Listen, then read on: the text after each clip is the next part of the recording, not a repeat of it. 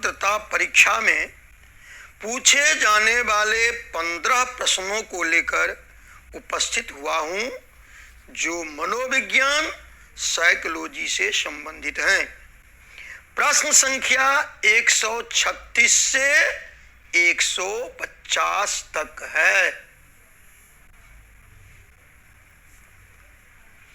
प्रश्न 136, व्यापकं पठनम छात्राणाम रुचिम वर्धयति। व्यापक पठन छात्रों की रुचि को बढ़ाता है। अब इसमें देखिए बच्चों, 4 विकल्प दिया हुआ है। पहला है कि अपरिचितानाम शब्दानाम अर्थस्य अनुमान करने, अपरिचित शब्दों के अर्थ का अनुमान करने से। दूसरा है कि पाठे आगतेषु व्याकरण विषयेषु, पाठ में आए हुए व्याकरण विषय में। और तीसरा है कविता संपाठे, कविता के पढ़ने में। और चौथा है आनंदार्थम पाठस्य पढ़ने, आनंद के लिए पाठ को पढ़ने में। तो इसका चौथा जो है वही उत्तर होगा, आनंदार्थ पाठस्य पठने, आनंद के लिए पाठ को पढ़ने में। यही इसका समीचीन उत्तर है। अब हम लोग आगे बढ़ते हैं। 137, शिक्षकः लेह इत्यस्योपरि एकस्य पाठस्य आरंभम करोति। आरंभात् पूर्व स अधो निर्दिष्टम चित्रम कृष्ण फल के लिखित्वा चर्चाम आरब्धे। शिक्षक ले इति इस विषय पर एक पाठ का आरंभ करते हैं। कहते हैं कि शुरू में पूर्व शुरू करने से पहले हुए अधो निर्दिष्टम चित्रम, नीचे जो चित्र दिया गया है, कृष्ण फल के लिखित्वा, इस बोर्ड पर लिखकर चर्चा आरंभ करते हैं। और क्या क्या है देखिए इसमें, ठीक है ना।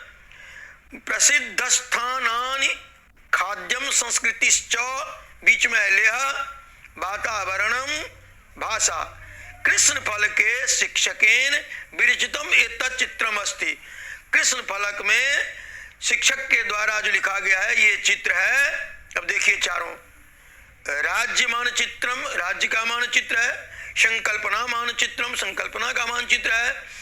विषयक मानचित्रम, विषय से संबंधित मानचित्र है। और मानचित्र यंत्रणम, और मानचित्र यंत्र है। इसमें दूसरा नंबर उत्तर होगा, संकल्पना मानचित्रम। अब हम लोग आगे बढ़ते हैं 138वां प्रश्न की तरफ। प्रभावी रूपेण बाला लेखनस्य अधिगमनम करिष्यन्ति यदा। प्रभावी रूप से लड़की लेखन का अधिगमन करती है, माने इस लेखन को स्वीकार करती है। यदा, जब। पहला है कि लेख्यम छात्रा शिक्षकात आज्ञापेन को स्वीकृतवन्ति। लिखना बच्चा शिक्षक की आज्ञा से स्वीकार करते हैं। दूसरा है कि लेख्यम छात्राणाम संदर्भानुसारम सार्थकम च भवति। लेख छात्रों के संदर्भ के अनुकूल सार्थक होता है। और तीसरा है कि शिक्षकस्य संदर्भानुकूलम संस्कृति परकम च लेख्यम भवति। शिक्षक के संदर्भानुकूल संस्कृत परक लेख होता है। और चौथा है कथित ध्वने लिखित रूपस्य संबंध लेख्ये अस्ति। कही गई वाणी में लिखित रूप का संबंध लेख से या लेख में है। इसका दूसरा उत्तर होगा लेख्यम छात्राणाम संदर्भानुकूलम सार्थकम च भवति। अब हम लोग 139वां प्रश्न की तरफ आगे बढ़ते हैं। प्रश्न है कि अधोलिखितेषु किम परिणामोपागमस्य प्रतिफलम नास्ति। अधोलिखितों में नीचे जो लिखा गया है उसमें कहता है कि परिणामो उपगमस्य प्रतिफलम किम नास्ति। परिणाम का उपगम या उसका प्रतिफल नास्ति, नहीं है। कौन नहीं है? नहीं है, वो लिखना है। ठीक है, देखिए क्या क्या है। एतत् अत्यंतम शिक्षक केंद्रितम अस्ति, कहता है कि यह पूरी तरह से शिक्षक पर केंद्रित है। दूसरा है एतत् व्यवहार बाध्युपागमावधारितम अस्ति, यह पूरी तरह से व्यवहार पर आधारित है। तीसरा है कि एतस्य लक्ष्यम अंतिम प्रस्तुतित्युपरि अस्ति, इसका लक्ष्य अंतिम जो प्रस्तुति है उस पर आधारित है। और चौथा है कि एतस्य लक्ष्यम विचाराणाम उत्पत्तौ अस्ति, यह जो लक्ष्य है, इसका जो लक्ष्य है विचार को उत्पन्न करता है। यही उत्तर होगा चौथा, एतस्य लक्ष्यम विचाराणाम उत्पत्तौ अस्ति। और 140वां प्रश्न की तरफ हम लोग बढ़ते हैं कि प्रक्रियोपागमानुसारम प्रक्रियोपजोर अगमानुसारम संधि विच्छेद हो जाएगा। निम्नलिखितु कस्य उपयोग लेखन कार्यस्य आरंभ काले शिक्षेन न क्रियते, कहते हैं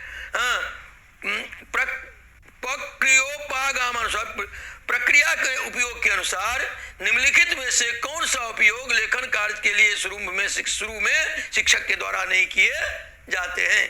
देखिए इसका 4 विकल्प दिया है। विचार मंथनम, माने विचार का मंथन करना, सोच विचार करना।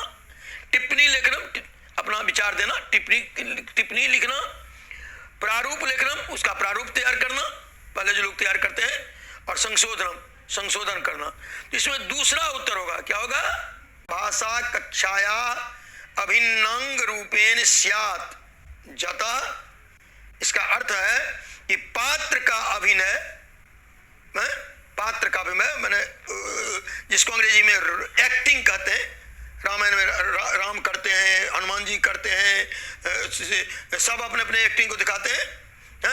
रोल जिसको कहते हैं अंग्रेजी में रोल प्ले, एक्टिंग, एक्टिंग भी उसको कहा जाता है। प्रत्येक भाषा कक्षाया, प्रत्येक भाषा कक्षा के अभिन्न रूप के अभिन्न अंग के रूप में स्वीकार किया गया है। यतः, क्योंकि इसका देखिए 4 विकल्प है कि मुक्त रूपेण छात्रा गल्प करने समर्था अवस्था। इससे क्या होता है कि स्वतंत्र रूप से, मुक्त रूपेण होता है स्वतंत्र रूप से छात्रों के द्वारा गल्प करण में ये समर्थ होते हैं।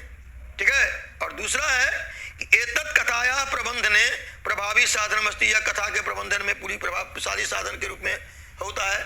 और तीसरा है एतेन छात्रा कथाम कंठस्थी कर्तुम समर्था भवन्ति, इससे छात्र कथा को कंठाग्र करने में यानी कि रट लेने में पूरी तरह से समर्थ होते हैं।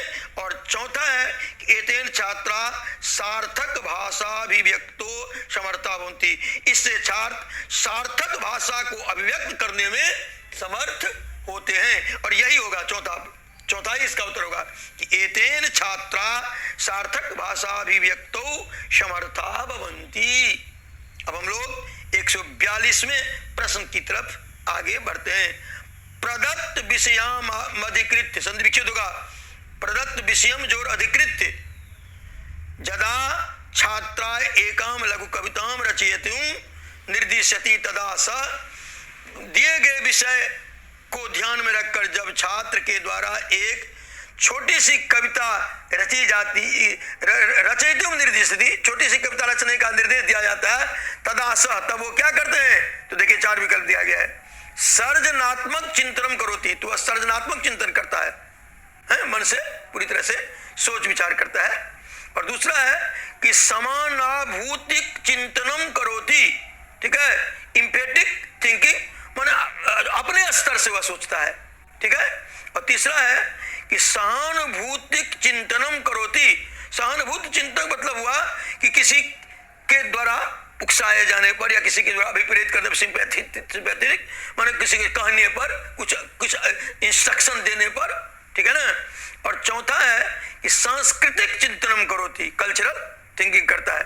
तो इसमें जो है सो पहला ही उत्तर होगा, सर्जनात्मक चिंतनम करोति। क्या होगा, पहला होगा उत्तर, सर्जनात्मक चिंतनम करोति। सब्सक्राइब कीजिए और टीईटी तैयारी को दबाइए इस बेल आइकन को, ताकि हमारा वीडियो आपको सबसे पहले मिले। शेयर करें अपने दोस्तों के साथ ताकि वो भी उसका लाभ उठा सके। ये सब बिल्कुल फ्री।